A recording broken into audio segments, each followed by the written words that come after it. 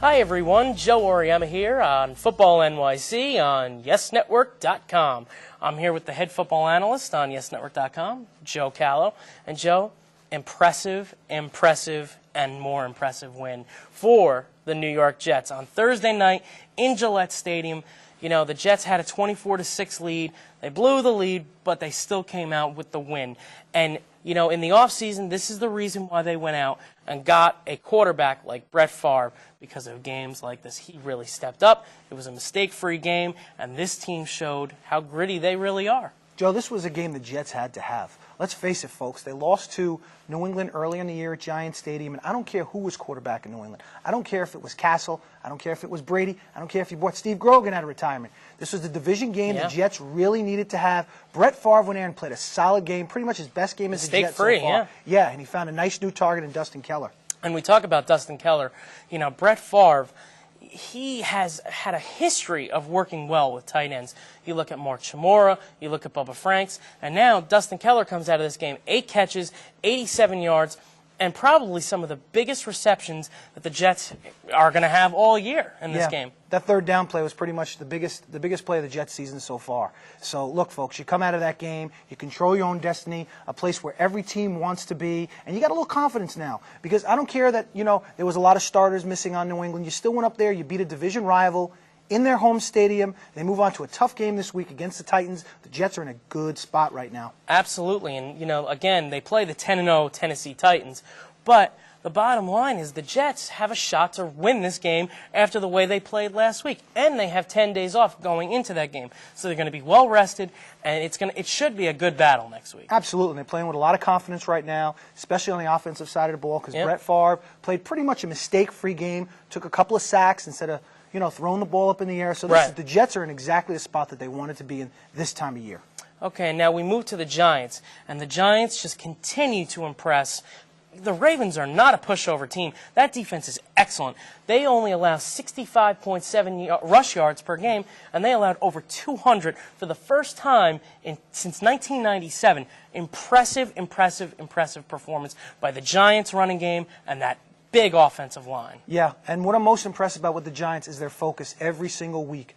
You know, not worrying about who the opponent was last week, coming off an emotional win in Philadelphia, getting up to play a Ravens team, which, face it, all we heard about was how Ray Lewis was saying how they love to stop the run, nobody runs on them. The Giants didn't make any words out of it during the week. They basically went in, and on the first drive, forget about the first drive, on the first run, Brandon Jacobs just stopped. Let's calm down a little bit, and they basically punched him in the face. Now, speaking of Brandon Jacobs, I mean, this is a guy who had 70 yards in the first quarter, really set the tone.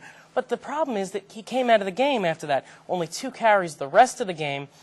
Should Giant fans be concerned? I know the MRI came back negative on no knee ligament damage, but should Giant fans be concerned that he did come out of this game? Well, it's kind of a yes and no answer. What I mean by that is, sure, the Giants have talent in the running back position. Derek Ward could easily be an every down back. He has the greatest hands out of all the running backs on the team. Ahmad Bradshaw comes in that second half like he's shot out of a cannon, has great moves. But the intangibles that Jacobs brings to this team, when you can show intimidation on the offensive side of the ball in the first couple of series, when you run over a guy, especially as the weather starts getting colder out in Giant Stadium. They're going to start to feel it more. That's right. When you can run over some defensive backs, when you can get a couple extra yards by dragging people, you know, it's an intangible that not every running back can give you in the NFL. Okay, Joe, and now let's move to the Giants defense. And the one thing everybody always talks about is pass rush.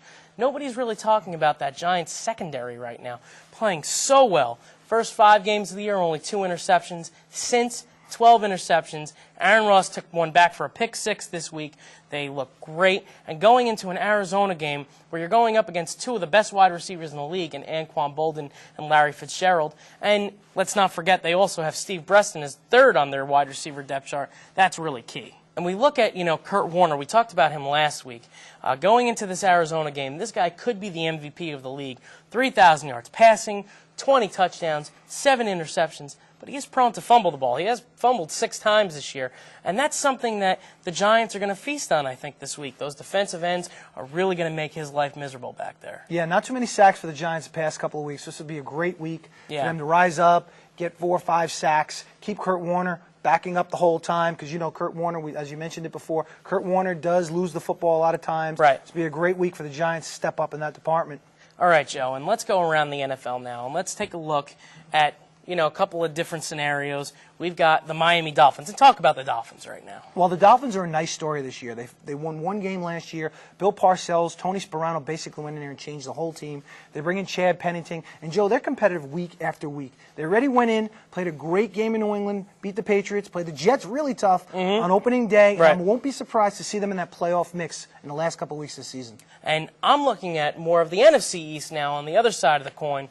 The Philadelphia Eagles play a Cincinnati Bengals team that's 1-8, and they tie them. Nobody knows the rules. It's unbelievable how it's a little embarrassing, to be honest with you.